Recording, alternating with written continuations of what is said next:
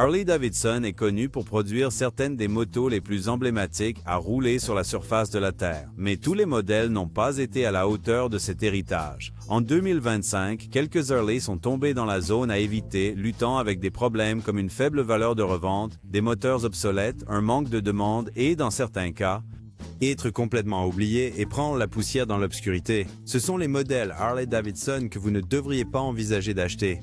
Numéro 6. Harley-Davidson Street 750. Cette moto était censée être la Harley d'évasion pour une nouvelle génération de motards. Lancée en 2014, elle était équipée du moteur Revolution X My-Twin refroidi par liquide, un moteur de 749 cm3 qui produisait environ 53 chevaux et 43 livres 5 de couple. Sur le papier, cela semblait être le cruiser de poids moyen parfait, suffisamment de puissance pour la conduite en ville et une construction relativement légère à 233 kg en poids à vide. Mais quand le moment d'agir est venu, la moto n'a jamais vraiment été à la hauteur de la gloire de Harley. Dès le début, la Street 750 a eu du mal à trouver un public dévoué. Pour les fidèles de Harley, elle était trop peu puissante et manquait de la sensation brute et tonitruante qu'ils attendaient. Pour d'autres motards, elle semblait lourde et maladroite comparée aux motos japonaises agiles et moins chères dans la même catégorie de prix.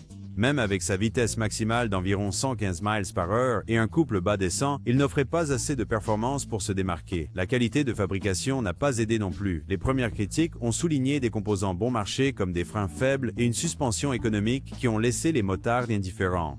Les propriétaires se plaignaient des vibrations, des problèmes d'ajustement et de finition et des bizarreries mécaniques qui donnaient l'impression que la moto avait été précipitée sur le marché. Harley a essayé de la positionner comme une entrée abordable dans la marque, mais lorsque les motards la comparaient aux concurrents, elle semblait simplement être un compromis. Ces problèmes de performance ont contribué à la raison pour laquelle Harley-Davidson a dû la retirer du marché. Bien que cette moto ait un moteur refroidi par liquide, elle faisait toujours face à des vibrations instables à des vitesses plus élevées. Les freins d'origine semblaient sous-dimensionnés et la suspension peinait sur les routes accidentés. Les motards s'attendaient à la durabilité de Harley, mais à la place, ils ont obtenu une machine qui semblait de fabrication bon marché, avec des rapports de mauvaise qualité de finition et de composants qui ne duraient pas. Pour vous montrer à quel point cette moto est actuellement sans valeur, elle est maintenant vendue dans la fourchette de 3 000 à 4 000 $. Et pour quelque chose qui était vendu au détail pour environ 7 500 $ lorsqu'il a été produit pour la première fois, ce n'est pas bon. Parce que cette moto était impopulaire après sa sortie et rapidement abandonnée par Harley, elle a maintenant très peu d'attrait pour les collectionneurs, ce qui rend difficile pour quiconque en possession de la vendre à un prix élevé ou de la vendre tout court. On peut dire sans risque que la Street 750 est sans valeur en 2025 car elle a échoué sur tous les fronts. Elle n'a pas séduit les fans de Harley, elle n'a pas pu rivaliser avec ses concurrents et son marché de revente s'est effondré. Elle était censée être la moto d'entrée de gamme mondiale de Harley, mais elle se révèle être l'un des plus grands échecs de la marque. Une moto qui pose plus de problèmes qu'elle n'en vaut la peine. La prochaine moto pas si digne sur notre liste est la numéro 5, la Harley-Davidson Street 500. C'était la moto la plus abordable de Harley dans l'histoire moderne, conçue pour attirer de nouveaux moteurs qui voulaient le badge Harley sans la taille ou le prix intimidant. Introduit en 2014, il était équipé de la plateforme moteur Revolution X et était fortement commercialisé comme la moto urbaine parfaite aux côtés de la 750. Il offrait un cadre mince, une maniabilité légère et une ergonomie accessible, tout ce qui le rendait parfaitement adapté à la famille Harley. Au cœur de la moto se trouvait un moteur V-Twin de 494 cm3 refroidi par liquide avec un arbre à cam en tête simple couplé à une transmission à 6 vitesses, une transmission finale par courroie et pesant environ 489 livres en ordre de marche. La hauteur de selle base de 28 pouces la rendait accessible aux débutants, tandis que les freins à disque avant et arrière simples avec ABS en option lui offraient une puissance de freinage de base. Sur le papier, elle faisait son travail. Accessible, axée sur l'urbain et non intimidante. Bien que cette moto soit bonne, il y avait un problème avec la performance. Même pour une moto de débutant, 33,5 chevaux est extrêmement décevant, surtout lorsque des concurrents comme la Ninja 400 de Kawasaki ou la R3 de Yamaha offraient une accessibilité similaire avec une puissance bien plus engageante. Les avis des clients décrivaient souvent la Street 500 comme lente, décevante sur l'autoroute et généralement en difficulté pour suivre autre chose que les trajets urbains. En 2020, les problèmes sont devenus plus importants que la simple performance. Harley-Davidson a fermé son usine de Balwal en Inde, où la Street 500 était fabriquée pour les marchés mondiaux. Une fois que cette usine a fermé, le modèle a effectivement perdu sa base de production et Harley l'a discrètement abandonné dans le monde entier. Ce n'était pas juste une pause temporaire car l'infrastructure de soutien et la disponibilité des pièces de rechange ont commencé à se tarir, laissant les propriétaires avec une moto qui avait peu de soutien futur. En 2025, la Street 500 est effectivement sans valeur pour les motards cherchant une expérience Harley fiable. Il est sous-puissant par rapport aux concurrents, abandonné sans chaîne d'approvisionnement en pièces, subit une dépréciation massive et ne porte pas le prestige normalement associé au nom Harley. À moins que vous ne cherchiez une moto d'apprentissage bon marché sans attente au-delà du simple trajet quotidien, c'est un modèle qu'il vaut mieux éviter. Numéro 4. Sportster Iron 883. L'Iron 883 a perpétué la légendaire ligne Sportster avec un style dépouillé et noirci qui semblait robuste et minimaliste. Sous son extérieur cool, il abritait un moteur Evolution V-Twin refroidi par air de 883 cm3, produisant environ 50 chevaux et 53,8 livres de couple, le tout associé à une transmission à 5 vitesses. Elle pesait environ 562 livres à plein, avec une hauteur de selle basse de 28,9 pouces, offrant ainsi une position de cruisée d'entrée de gamme qui semblait brute. Dès le départ, cette moto se comportait comme une véritable Harley, même si ce n'était pas la plus grande machine de la gamme.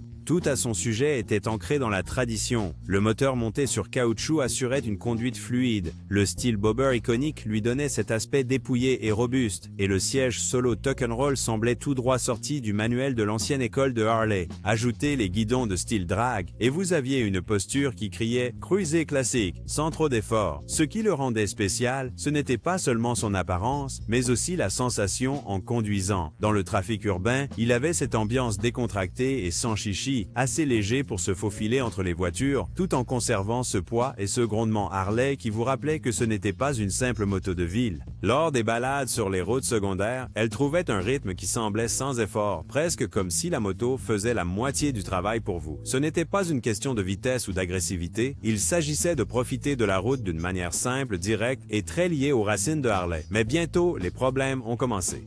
Le moteur Evolution refroidi par air, aussi emblématique qu'il était, a fini par rencontrer un problème dont il ne pouvait pas sortir. Pendant des décennies, il avait été le cœur des petites machines de Harley, offrant ce grondement caractéristique et cette simplicité que les motards adorent. Mais lorsque des normes d'émission plus strictes sont arrivées, en particulier les réglementations Euro 5 qui ont été mises en place autour de 2020, l'Evo s'est soudainement retrouvé du mauvais côté. Harley a essayé d'en tirer le maximum de conformité, mais il y a une limite à ce que l'on peut faire avec un design refroidi par air avant d'atteindre ces limites. Arrivé 2020, tout était déjà finalisé et rien ne pouvait être fait à ce sujet. Le moteur Evolution ne pouvait plus être vendu en Europe, ce qui était un gros problème puisque ce marché avait toujours été important pour Harley. Les propriétaires et les passionnés de longue date ont rapidement souligné que Harley n'avait plus beaucoup de cartes à jouer. Mettre à jour la plateforme de manière significative aurait nécessité soit une réingénierie lourde, soit un abandon total de l'Evo, ce qui perturberait la production et la distribution de l'Iron 883. La production des Sportsters équipés du moteur Evolution s'est officiellement terminée en 2023 et sans perdre de temps, Harley a lancé la production des modèles Sportster S et Nightster équipés du moteur Revolution Max, refroidi par liquide, moderne et conforme, ce qui a marqué la fin de l'ère Evo. Alors, pourquoi l'Iron 883 est-il inutile en 2025? Eh bien, c'est parce que c'est un morceau du patrimoine Harley qui n'est plus pertinent. La conformité aux émissions obsolètes du moteur a tué sa viabilité sur de nombreux marchés.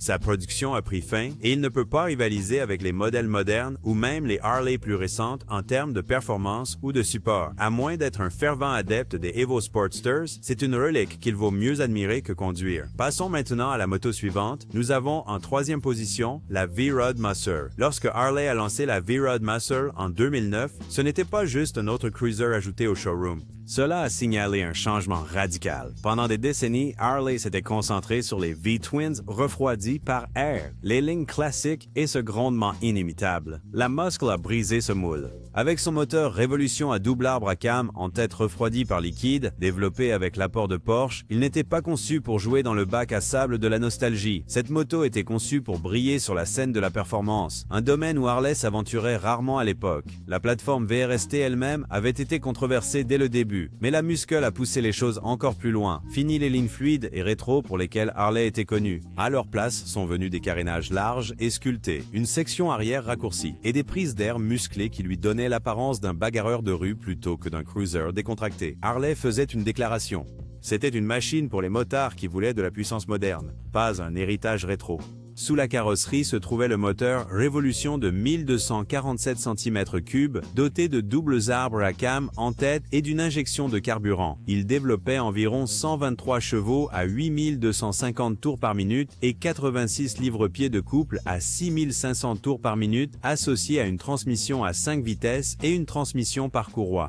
Transmettre cette puissance au sol était un pneu arrière de 240 mm, encadré par des freins à disque triple Brembo. Wow! À l'avant, un à l'arrière pour une capacité de freinage sérieuse. Le style du V-Rod Muscle était l'une de ses armes les plus fortes, et Harley a mis beaucoup d'efforts pour le rendre différent de tout le reste de la gamme. Les fourches avant inversées donnaient à l'avant une sensation musclée et sportive, tandis que le guidon de style drag tirait le pilote dans une posture agressive qui correspondait au nom de la moto. Le large réservoir sculpté et le garde-boue arrière robuste portaient une sorte d'assurance mécanique brute qui donnait aux muscles une allure rapide même lorsqu'il était immobile dans l'allée. Avec une hauteur de selle basse de 27,8 pouces, elle gardait les motards bien ancrés et confiants, et bien que son poids à sec de 672 livres ne soit pas léger, l'équilibre et la géométrie la rendaient plus serrée et plus précise que les chiffres ne le laissaient supposer. Harley l'a fixé à environ 17 500 $ lors de son lancement en 2017, un chiffre qui soulignait son positionnement haut de gamme, mais le mettait également en concurrence avec de nombreux concurrents solides en dehors de l'écurie Harley. Pourtant, malgré toute sa technologie moderne et son allure de cruiser muscle accrocheur, le V-Rod n'a jamais vraiment trouvé son public. Les acheteurs traditionnels de Harley, ceux qui ont grandi en aimant le son rauque et le rythme tranquille des gros bicylindres refroidis par air, trouvaient le style trop tranchant, trop agressif, presque trop sportif pour une Harley. En même temps, les motards venant du monde des motos sportives qui appréciaient le moteur Revolution conçu par Porsche et son système refroidi par liquide à double arbre à cam en tête n'étaient pas tout à fait convaincus non plus. Pour eux, elle avait encore trop d'ADN de cruiser, trop de volume pour correspondre aux fusées légères auxquelles ils étaient habitués. Ils vivaient dans cet étrange entre-deux où il était admiré mais pas pleinement adopté. Harley a essayé de combler cet écart avec sa propre puissance marketing, allant même jusqu'à lancer une campagne de grande envergure avec le top modèle Marisa Miller aux côtés de la moto. Les publicités étaient élégantes et attiraient l'attention, mais elles n'ont pas fondamentalement changé l'opinion des motards sur la V-Rod. Les traditionalistes rechignaient toujours à son éloignement de l'héritage Harley, tandis que les amateurs de performance n'étaient pas prêts à abandonner les marques en lesquelles ils avaient confiance dans ce domaine. C'était une moto qui faisait tourner les têtes, mais avait du mal à les convertir en acheteurs à long terme. En 2017, la réalité a rattrapé Harley. Les réglementations sur les émissions, en particulier le renforcement des normes Euro 4 et les exigences mises à jour de l'EPA, ont nécessité des mises à jour coûteuses pour maintenir le moteur Revolution conforme. En même temps, les chiffres de vente de la gamme VRST n'ont jamais approché les volumes des modèles de tourisme plus grands de Harley. Face au choix de réingénier le modèle à grands coups ou de l'abandonner, Harley a choisi la seconde option. La V-Rod Muscle, ainsi que le reste de la gamme VRST, a été discrètement retiré après l'année modèle 2017, clôturant ainsi le chapitre de l'une des expériences les plus audacieuses, mais aussi les plus controversées de la marque. Alors pourquoi la V-Rod Muscle est-elle sans valeur en 2025? C'est une Harley rare et accrocheuse, mais maintenant un handicap. Le moteur est obsolète pour les émissions, les pièces se font rares et la valeur de revente est faible. Numéro 2, Pan American 1250. Cette moto était la façon pour Harley de s'aventurer dans un tout nouveau territoire. Lors de son lancement en 2020, ce n'était pas juste un autre cruiser, c'était l'offre ambitieuse de Harley pour s'imposer dans le monde du tourisme d'aventure, un segment dominé par des motos comme la BMW R 1250 GS et la Ducati Multistrada V4. Pour une marque si étroitement associée au cruiser bas et au grondement emblématique, la Pan America représentait un changement radical à la fois de philosophie et de public. C'était Harley qui disait « Nous pouvons jouer dans la cour des grands aussi ». Au cœur de la Pan America 1250 se trouve le moteur Revolution Max 1250, un V-twin à 60 degrés refroidi par liquide conçu pour la performance et la polyvalence. produisant 150 chevaux à 8750 tours par minute et 94 livres de couple à 6750 tours par minute, il délivre une puissance rare pour une Harley. C'est un moteur conçu pour rugir sur l'autoroute, gérer des routes serrées et sinueuses et tirer fort même lorsque vous rampez sur la terre et le gravier. Associé à une transmission à 6 vitesses et un régime maximal de 9500 tours par minute, il donne au moteur la confiance d'explorer bien au-delà des rues de la ville, alliant performance haute technologie et le caractère V-twin signature de Harley. Les dimensions et l'ergonomie de la Pan America soulignent également son intention à double usage. Avec un empattement de 62,2 pouces et une longueur de 89,4 pouces, il trouve un équilibre entre stabilité et agilité. Bien que la Pan America 1250 ait été conçue pour le tourisme routier longue distance, elle ne néglige pas complètement la capacité tout-terrain. La moto est équipée d'une roue avant de 19 pouces et d'une roue arrière de 17 pouces, une configuration courante dans les motos d'aventure qui aide à absorber les terrains irréguliers. Ajoutez la suspension semi-active et vous avez un système qui s'adapte aux différentes conditions de route et de sentier, offrant au pilote plus de confiance lorsqu'il s'aventure hors de l'asphalte. Cela dit, Harley n'a jamais eu l'intention que la Pan America soit un conquérant de la Terre à part entière. Comparée aux machines d'aventure extrêmes comme la KTM 1290 Super Adventurer R, elle est plus à l'aise sur les routes de service, les chemins de gravier et les sentiers modérés. Poussez-le dans un terrain technique ou très accidenté et il montre rapidement ses limites, rappelant au pilote que ses forces résident dans la polyvalence plutôt que dans des capacités extrêmes tout-terrain. Lorsque la Pan America 1250 est arrivée sur le marché, elle a attiré l'attention pour toutes les bonnes raisons. Les critiques ont loué son puissant moteur Revolution Max, sa maniabilité fluide et sa gamme de fonctionnalités technologiques modernes. Les motards ont apprécié que Harley ait construit une moto capable de faire du tourisme sérieux tout en conservant une personnalité distinctive, ce qui la rendait rafraîchissante dans un segment dominé par les fabricants européens. Il était clair que Harley ne faisait pas qu'effleurer le tourisme d'aventure. Ils essayaient de revendiquer sérieusement. Avance rapide jusqu'en 2025 et le paysage a changé. Le marché du tourisme d'aventure est devenu encore plus compétitif. La BMW R 1250 GS reste la référence en matière de polyvalence et de performance tout-terrain. La Ducati Multistrada V4 repousse les limites avec son électronique et sa maniabilité orientée sport. Et la KTM 1290 Super Adventure R a su se forger un public fidèle parmi les motards en quête de véritables capacités tout-terrain. Comparée à ses acteurs établis, la Pan America 1250 doit lutter pour maintenir l'attention, surtout pour les motards qui privilégient la compétence tout-terrain et la réputation de marque bien établie dans ce segment. Un autre défi réside dans l'identité même de Harley-Davidson. Depuis des décennies, la marque est synonyme de cruiser et de moto de tourisme longue distance. Et bien que cet héritage soit une force sur ces marchés traditionnels, il ne se traduit pas toujours pour les amateurs de tourisme d'aventure. De nombreux motards dans ce segment recherchent des marques avec un historique éprouvé sur les routes de montagne sinueuses, les sentiers accidentés et les expéditions mondiales. Malgré ses capacités, la Pan America 1250 peut avoir du mal à se défaire de la perception qu'il s'agit simplement d'une Harley essayant quelque chose de nouveau, ce qui peut rendre les acheteurs potentiels hésitants. Tout cela a eu un effet tangible sur la présence de la Pan America 1250 sur le marché. Malgré ses capacités et ses caractéristiques modernes, la moto n'a pas suscité le même enthousiasme que les cruisers traditionnels de Harley ou ses rivales européennes d'aventure.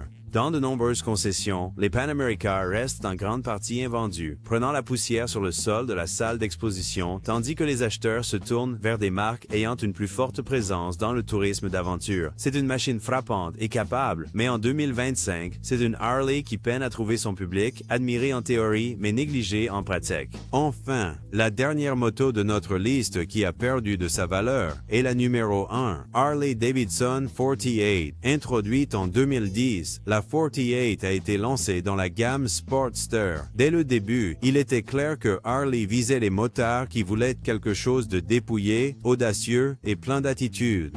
Le 48 a été construit comme une sorte de mini-bobber bas au sol, agressif dans sa posture et minimaliste dans son style. Le gros pneu avant lui donnait une aura intimidante et le petit réservoir en forme de cacahuète est devenu une caractéristique emblématique instantanée. C'était le genre de moto que vous ne faisiez pas que conduire, vous faisiez une déclaration avec elle. Pour les jeunes motards et ceux qui découvrent la culture Harley, la 48 offrait un moyen accessible d'entrer dans la marque sans sacrifier le style. Le design était intentionnel dans sa simplicité. Là où les Harley plus grandes misaient sur le chrome, les grands garde-boue et le confort pour les longs trajets, la 48 adoptait la brutalité, définition noire, un minimum de carrosserie et ce siège solo emblématique lui donnait un look de garage personnalisé directement sorti de l'usine.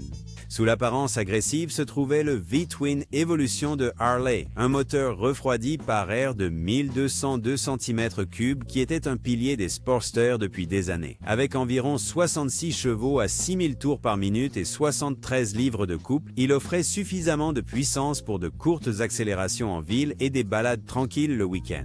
Associé à une transmission à 5 vitesses, le moteur donnait à la 48 une sensation brute et mécanique que les fans des anciens Sportsters de Harley avaient appris à aimer. Il avait du caractère, il vibrait et il avait juste assez de punch pour vous rappeler que vous conduisiez quelque chose avec un héritage. Autant la Harley-Davidson 48 ressemble à un petit dur à cuire. Vivre avec elle sur la route révèle ses faiblesses. La taille compacte de la moto et son style bobber dépouillé ont un coût, surtout en 2025. En ville, ça va. Vous pouvez vous faufiler dans la circulation, profiter de ce grondement bas et attirer l'attention au feu rouge. Mais sur l'autoroute, les failles commencent à apparaître. La puissance de dépassement est minimale, l'accélération diminue et le moteur commence à se sentir sous tension si vous roulez à grande vitesse trop longtemps. Le confort est un autre gros problème. Le 48 n'est pas équipé d'une suspension avancée ni de siège confortable. À la place, il a un réglage rigide qui privilégie le style au détriment du confort. Cela signifie que chaque nid de poule, bosse ou portion de route accidentée se répercute directement sur le postérieur du pilote. Ajoutez à cela le réservoir en forme de cacahuète, notoirement petit, qui oblige à des arrêts fréquents pour faire le plein, et il devient clair que ce n'est pas une moto conçue pour le tourisme ou même les voyages de moyenne distance. C'est une machine pour les courtes distances dans l'âme. Les choix de design qui rendent la 48 visuellement iconique apportent également des inconvénients fonctionnels. Son gros pneu avant de 130 mm et son empattement court lui donnent cette allure de bulldog, mais à des vitesses plus élevées, ils compromettent la stabilité. Les motards décrivent souvent la direction comme lourde à basse vitesse et nerveuse lorsqu'on pousse plus fort sur la route ouverte, une combinaison qui n'inspire pas confiance. Ensuite, il y a le problème de l'entretien. Sur le papier, cela devrait être une machine relativement simple à entretenir. Son moteur Evo refroidi par air existe depuis des décennies, gagnant une réputation de fiabilité et de mécanique simple. C'est vrai, ce n'est pas une moto fragile ou trop compliquée, mais la situation globale en 2025 raconte une autre histoire. Toute la gamme Sportster, dont faisait partie la 48, a été abandonnée au profit de la nouvelle plateforme Revolution Max de Harley. Cela signifie moins de motos en production partageant des composants et, par extension, moins de pièces circulant dans les concessions. Pour les pièces d'usure courante comme les pneus, les freins et les filtres à huile, vous n'aurez pas de problème. Mais en ce qui concerne les composants spécifiques au Sportster ou pire, la disponibilité des pièces de l'édition spéciale 48 commence à se tarir. Les motards qui veulent garder leur moto d'origine se retrouvent souvent à chercher en ligne ou à payer un prix élevé lorsque les concessionnaires ont des restes limités en stock. Actuellement, la 48 a une faible valeur de revente par rapport aux autres Sportster. Avec le passage vers des motos plus grandes et polyvalentes et l'incursion de Harley dans les segments aventure et électrique, la 48 n'est plus considérée comme un bon investissement. Les passionnés les vendent souvent à bas prix, reconnaissant les limitations et l'attrait de niche de la moto. Donc, même si c'est une gloire à contempler, cela ne vaut pas le stress et la perte financière. Ce sont les motos sur lesquelles vous ne devriez pas parier votre argent en 2025. Pensez-vous que nous avons oublié quelqu'un? Faites-le nous savoir dans la section des commentaires. N'oubliez pas d'aimer, de partager et de vous abonner.